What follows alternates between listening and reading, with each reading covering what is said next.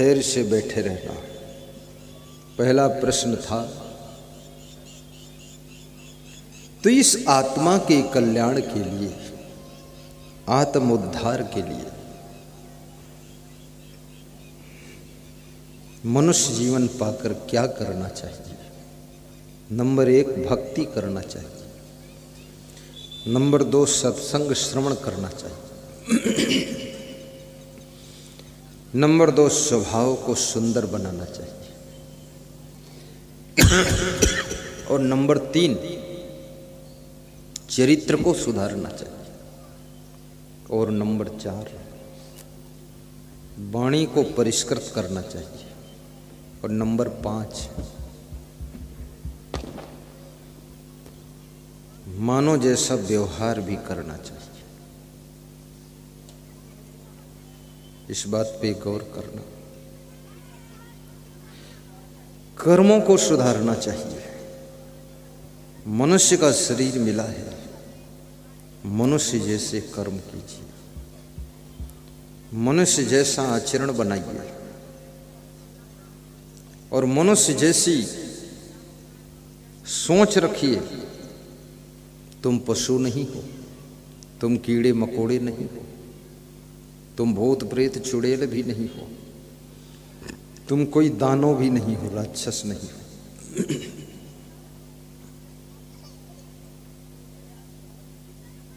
जिस मनुष्य शरीर को पाने के लिए देवता भी तरस रहे, वो शरीर आपको निःशुल्क मिल गया है। और ये शरीर मोक्ष का द्वार कहा गया है। ये साधारण शरीर नहीं है, इसे मोक्ष का द्वार बताया गया है। पुनर्वित्तम पुनर्मित्रम पुनर्भार्या पुनर्मही एतत् सर्वं पुनर्लभ्यम न शरीरम पुनः पुनः।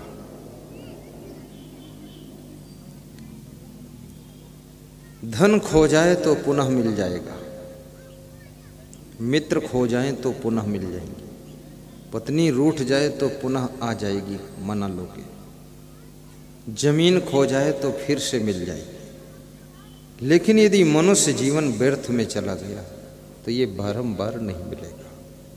इसलिए मनुष्य जीवन, देवता लोग भी इंतजार कर रहे हैं कि मुझे मनुष्य का शरीर कब मिलेगा। सोचिए, और वो शरीर आपको मिल चुका है। मानवता की राह पर चलो, धर्म के पथ पर चलो। धर्म का पथ ही तुम्हारा साथी है। परोपकार भी करो।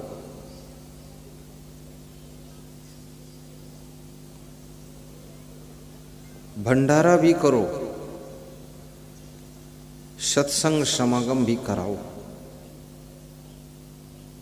ताकि हजारों लोगों को ज्ञान सुनने को मिले। अपने घर में शांति बनाकर रहो। माता पिता को भी टेंशन मत दो, सास ससुर को परेशान ना करो, बेटे बहू को दुख मत दो, उनके साथ में भी प्रेम का व्यवहार करो। भाई को सताओ मत, भाई को भी गम खाकर निभाइए। पति पत्नी एक दूसरे के लिए शत्रु मत बनो, सहयोगी बनकर रहो। गृहस्थ आश्रम कोई छोटा मोटा आश्रम नहीं है, ये बहुत बड़ा आश्रम है गृहस्थ आश्रम। इस आश्रम की महिमा को भी समझो। राम भगवान तो गृहस्थ आश्रम में ही हुए थे, कृष्ण भी गृहस्थ आश्रम में थे, और गृहस्थ आश्रम में सभी का जन्म होता है। कितना बड़ा साधु हो, तपस्वी हो, प्रधानमंत्री हो, मंत्री हो, लेकिन सबका जन्म तो किसी मां के द्वारा ही होता है। इसलिए गृहस्थ आश्रम को अच्छी तरह से जीने की कला सीखो। कलह कलेश में मत रहो, राग द्वेष में मत रहो। छोटी मोटी बात हो जाए तो मन में गठान बनाकर मत रहो। सुबह अगर कुछ असंतुष्टि है तो शाम तक संतुष्ट हो जाइए। मन में गांठ बना लोगे तो टेंशन बन जाएगी, फिर दुख रहेगा। क्रोध को कंट्रोल रखो। ज्यादा क्रोध करोगे घर की व्यवस्था बिगड़ेगी, ज्यादा क्रोध करोगे शरीर में बीमारियां बढ़ेंगी, ज्यादा क्रोध करोगे बीपी हाई हो जाएगा, और ज्यादा क्रोध करोगे रिश्ते टूट जाएंगे। इस क्रोध के कारण कितना नुकसान हुआ है। इस क्रोध के कारण ही तो पति पत्नी के रिश्ते टूटे हैं। क्रोध के कारण ही भाई भाई में मनमुटाव हुआ है।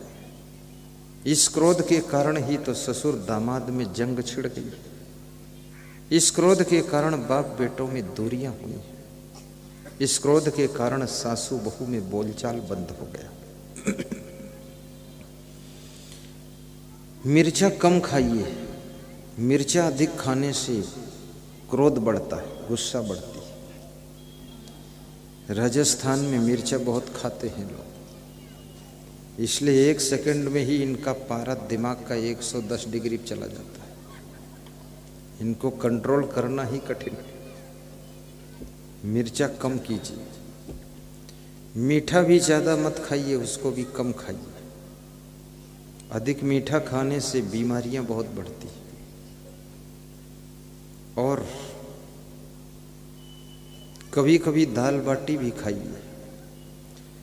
आज एक सोनी के घर मेरी पधरौनी है, रजनीश सोनी। उनके घर में मुझे 6:30 बजे से जाना है। कहाँ है रजनीश? खड़े हो। रजनीश पधरौनी का मतलब जिसके घर आधा घंटा 1 घंटे के लिए जाता हूँ, चरण पखारण वंदन अभिनंदन आरती पूजन करके पुष्प दक्षिणा भेंट करके आशीर्वाद प्राप्त करता है, तो आज उनकी पधरौनी है। दिल में बड़ी श्रद्धा। कह रहे थे कि आज बाटी और लड्डू बनेगा। मैं सोच रहा था लड्डू ना खाऊं ना बनवाऊं,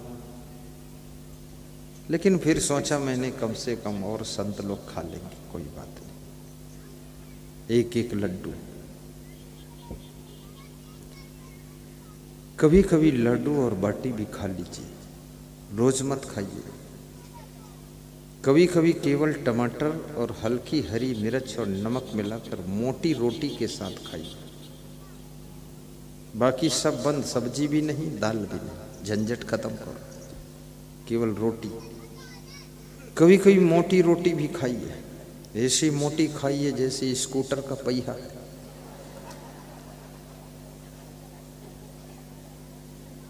एक रोटी में पूरा परिवार तोड़ तोड़ कर टुकड़ा खा लो। कभी कभी बासी रोटी भी खाइए। बासी रोटी खाने से शुगर की बीमारी नहीं होती। और सुबह जागो, जागने के 1 घंटे के बाद रोटी और दाल, रोटी और सब्जी खा लेने से शरीर में कोई बीमारी रहती ही नहीं। ये 9 बजे खाना, 10 बजे खाना, ये गलत तरीका है। आप देखिए, बंदर जागते ही कुछ खाना शुरू करता है, पशु पक्षी जागते ही खाना शुरू करते हैं, बहुत कम बीमार होते हैं। और आदमी जागता है तो इधर उधर घूमता रहता है, 9-10 बजे तक खाता ही।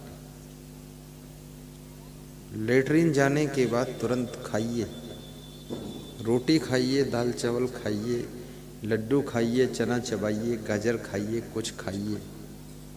इसका परीक्षा करके देख लीजिए। आप तो गृहस्थ आदमी खा सकते हैं, और जब भूख लगे तब खाइए, भूख नहीं तो मत खाइए। और कम खाइए, ज्यादा मत खाइए।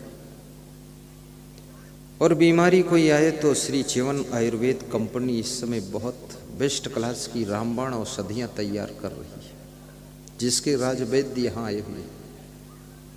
उनके द्वारा भयंकर बीमारियों को जड़ से खत्म करने की दवाई आयुर्वेदिक लीजिए, भयंकर बीमारियां खत्म होती है।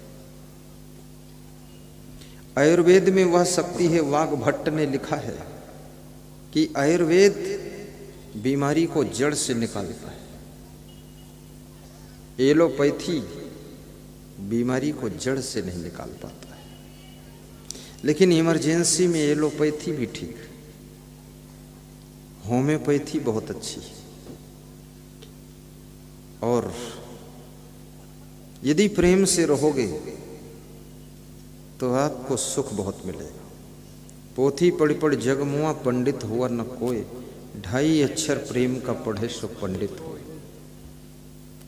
और प्रेम से जीने के लिए आध्यात्मिक जीवन अपनाइए।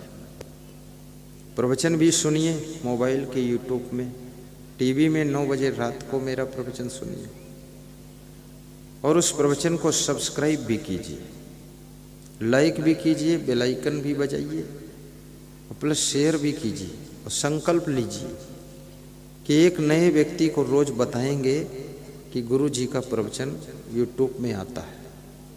इतना परोपकार भी कीजिए। यदि 3000 लोग एक आदमी को रोज बताएंगे और जिसको बताइए तो उसको ये भी बता दीजिए कि तुम भी एक आदमी को बताओ रोज, क्योंकि थोड़ी जिंदगानी तुम भूल न जाना। सभी लोग सुने और सभी लोग सुधरें तो स्वर्ग आ जाएगा धरती पर। क्योंकि मनुष्य के ऊपर शब्दों का भी प्रभाव पड़ता है, सत्संग का भी प्रभाव पड़ता है।